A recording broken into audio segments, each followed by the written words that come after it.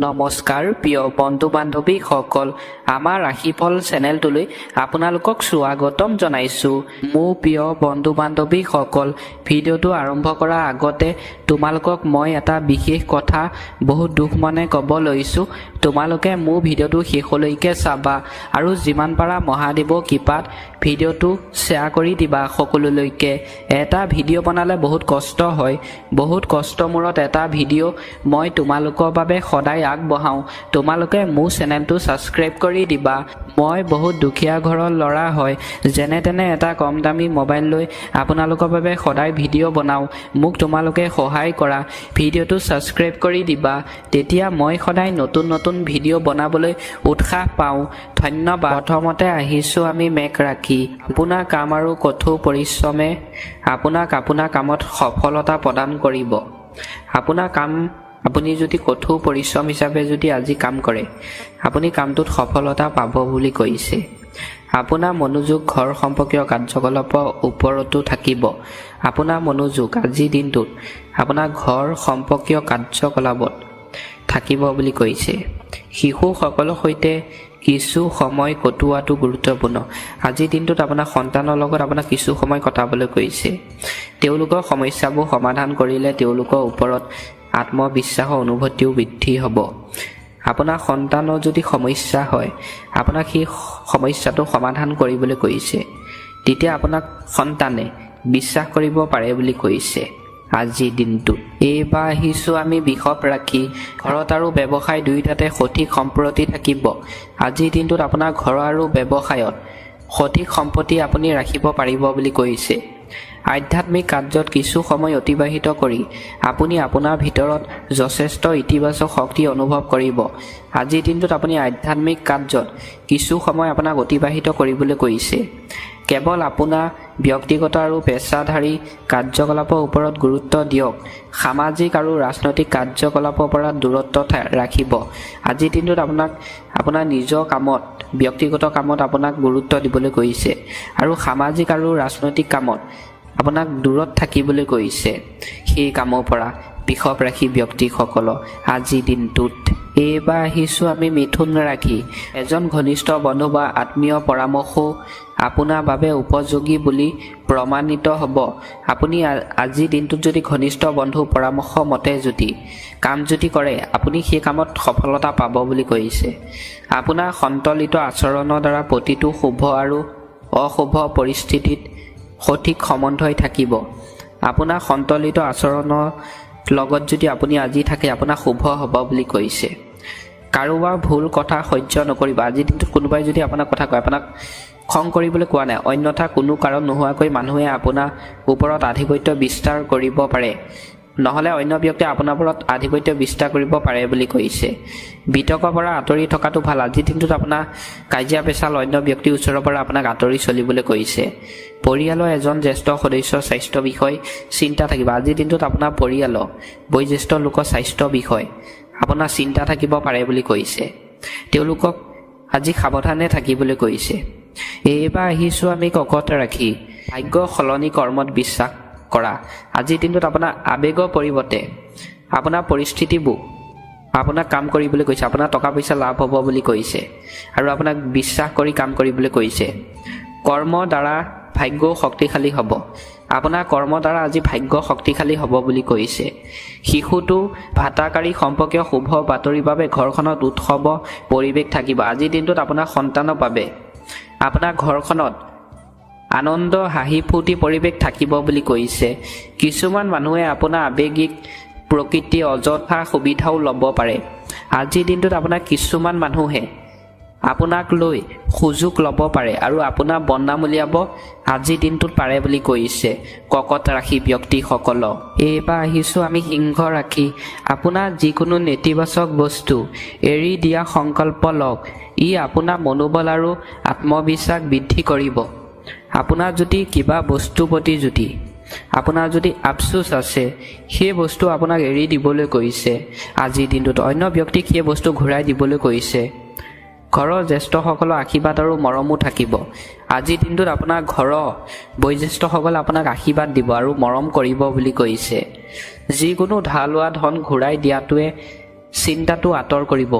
এইটো আপোনাৰ সামৰ্থ্য সৰ্বাধিক ব্যৱহাৰ কৰা সময়। সেয়েহে বন্ধুবৰ্গৰ সৈতে আৰু অসলতাক আপোনাৰ সময় অপচয় নকৰিব। আজিৰ দিনটোত আপুনি যদি বন্ধু বান্ধৱীৰ পৰা যদি টকা পইচা ধাৰলৈ লৈছিলে, আপোনাক সেই টকা পইচা বন্ধু বান্ধৱীয়ে ঘূৰাই দিব। সময় ভাল বুলি কৈছে আৰু আপোনাক এনেই অভাৱত আজি সময় নষ্ট কৰিবলৈ কোৱা নাই। সেই সময়খিনি আপোনাক কাম কৰিবলৈ কৈছে, আপোনাক এলাহ কৰিবলৈ কোৱা নাই। আজিৰ দিনটোত এইবাৰ আহিছোঁ আমি কন্যা ৰাশি। গ্ৰহৰ স্থিতি আপোনাৰ ফালে আছে। আপোনাৰ আজিৰ দিনটোত গ্ৰহৰ স্থিতি ভাল বুলি কৈছে। আজি আপুনি আপোনাৰ প্ৰচেষ্টা ইতিবাচক ফলাফল পাব। সেয়েহে আপোনাৰ সকলো শক্তি আপোনাৰ কামত ৰাখক। আজিৰ দিনটোত আপোনাৰ সকলো শক্তি, আপোনাৰ শৰীৰৰ শক্তি আপোনাৰ কামত ৰাখিবলৈ কৈছে। অৰ্থনৈতিক পৰিকল্পনাবোৰ সফল হোৱা সকলো সঠিক সময়। আপোনাৰ আজি অৰ্থনৈতিক পৰিকল্পনা সফল হ'ব বুলি কৈছে।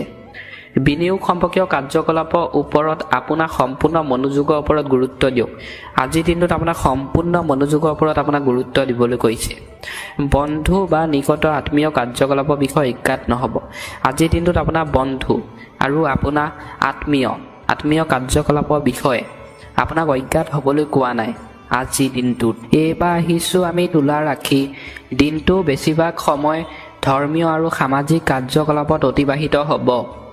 আজিৰ দিনটোত আপোনাৰ বেছিভাগ সময় আপোনাৰ ধৰ্মীয় আৰু সামাজিক কামত আপোনাৰ অতিবাহিত হ'ব বুলি কৈছে।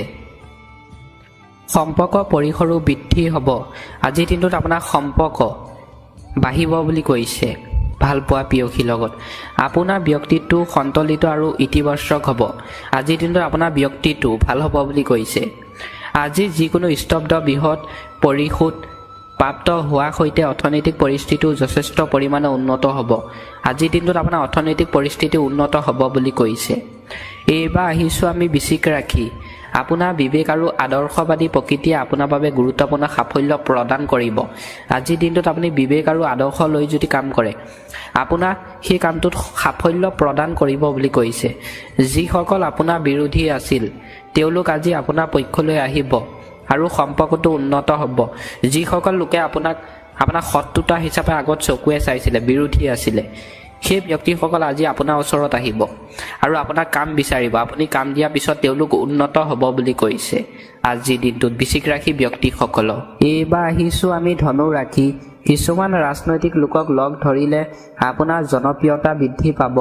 একেই সময়তে জনসম্পৰ্ক পৰিসৰো সম্প্ৰসাৰিত কৰা হ'ব। আজিৰ দিনটোত আপুনি ৰাজনৈতিক ব্যক্তিক যদি লগ কৰে, আপোনাৰ জনপ্ৰিয়তা বাঢ়িব বুলি কৈছে আৰু আপোনাৰ সম্পৰ্ক আজি ভাল হ'ব বুলি কৈছে। যুৱকসকলে কেৰিয়াৰ সম্পৰ্কীয় যিকোনো তথ্য লাভ কৰিব। আজিৰ দিনটোত যুৱক যুৱতীসকলে তেওঁলোকৰ ভৱিষ্যতৰ বাবে যিকোনো কথা জনা শুনা ব্যক্তিৰ লগত কথা পাতিলে লাভ কৰিব পাৰিব বুলি কৈছে। বৰ্তমানৰ ওপৰত ঘটি থকা নেতিবাচক বস্তুবোৰত নিদিব। আজিৰ দিনটোত আপোনাৰ যদি সমস্যা ঘটি আছে, সেই সমস্যাটোৰ প্ৰতি আপোনাক ইমান গুৰুত্ব দিবলৈ কোৱা নাই, আপোনাৰ নিজৰ কাম কৰিবলৈ কৈছে। এইবাৰ আহিছোঁ আমি মকৰ ৰাশি। আপোনাৰ সৈতে এনে এটা ঘটনা ঘটিব যিটো আপুনি কেতিয়াও আশা কৰা নাছিল। আজিৰ দিনটোত আপোনাৰ লগত এনে ঘটনা ঘটিব বুলি কৈছে যিটো আপুনি আগতে আশা কৰা নাছিলে। আপোনাৰ এটা ঐশ্বৰিক শক্তি ধাৰণা থাকিব। আজিৰ দিনটোত আপোনাৰ ঐশ্বৰিক শক্তি ধাৰণা থাকিব বুলি কৈছে। আজি কোনো ধৰণৰ ধন সম্পৰ্কীয় লেনদেন নকৰে ভাল। আজি আপোনাক টকা পইচা লেনদেন কৰিবলৈ কোৱা নাই অন্য ব্যক্তিৰ লগত। পিতৃক সম্পত্তিৰ বিষয়টোৱে মৃদু হুলস্থুলৰ সৃষ্টি কৰিব পাৰে। আজিৰ দিনটোত আপোনাৰ পিতৃৰ লগত আপোনাৰ হুলস্থুলৰ সৃষ্টি হ'ব পাৰে বুলি কৈছে। সম্পত্তি লৈ কথা বতৰা যদি পাতে, বুদ্ধিমতাৰে কাম কৰক। আজিৰ দিনটোত আপোনাক বুদ্ধিমতাৰে, হাঁহি ফূৰ্তিৰ মাজেৰে আপোনাক বুদ্ধিমতাৰে কথা পাতি আপোনাক আজিৰ দিনটোত কাম কৰিবলৈ কৈছে। তেতিয়া আপোনাৰ কামটো সম্পূৰ্ণ হ'ব বুলি কৈছে বুদ্ধিমতাৰে কাম কৰিলে। এইবাৰ আহিছোঁ আমি কুম্ভ ৰাশি। পৰিয়ালটোত সুখৰ পৰিৱেশ থাকিব। আজিৰ দিনটোত আপোনাৰ পৰিয়ালত আনন্দ সুখৰ পৰিৱেশ থাকিব বুলি কৈছে। আপুনি মোবাইল বা ইমেইল যোগে যিকোনো গুৰুত্বপূৰ্ণ তথ্য প্ৰাপ্ত কৰিব। ইয়াক একেবাৰে উপেক্ষা নকৰিব। আপোনাৰ খং আৰু অহংকাৰ সদৃশ্য প্ৰকৃতি নিয়ন্ত্ৰণ কৰক। আজিৰ দিনটোত আপোনাৰ মোবাইলতে হওক বা আপোনাৰ ইমেইলতে হওক, আপুনি যিকোনো খবৰ আপুনি পাব বুলি কৈছে আৰু আপোনাক ইয়াক উপেক্ষা কৰিবলৈ কোৱা নাই আৰু আপোনাক খঙো কৰিবলৈ কোৱা নাই আৰু আজিৰ দিনটোত আপোনাক অহংকাৰ কৰিবলৈ কোৱা নাই কুম্ভ ৰাশি ব্যক্তিসকলক। ভিডিঅ'টো শেষত আহিছোঁ আমি মীন ৰাশি। আজিৰ দিনটো নতুন তথ্য প্ৰাপ্ত কৰাত অতিবাহিত হ'ব। তাত এটা স্তব্ধ কামো থাকিব পাৰে। আজিৰ দিনটোত আপোনাৰ নতুন কাম আপুনি কৰিব পাৰিব বুলি কৈছে। সময়ৰ লগে লগে আপোনাৰ কাম কৰা পদ্ধতি আৰু স্বভাৱ সলনি কৰাটো প্ৰয়োজনীয়। আজিৰ দিনটোত আপোনাক সময়ৰ লগে লগে আপোনাৰ কাম কৰা পদ্ধতি সলনি কৰিবলৈ কৈছে। সামাজিক কাৰ্যকলাপতো ব্যস্ত হৈ থাকিব। আজিৰ দিনটোত আপুনি সামাজিক কাৰ্যকলাপত আপুনি ব্যস্ত হৈ থাকিব বুলি কৈছে। মীন ৰাশি ব্যক্তিসকলক আজিৰ দিনটোত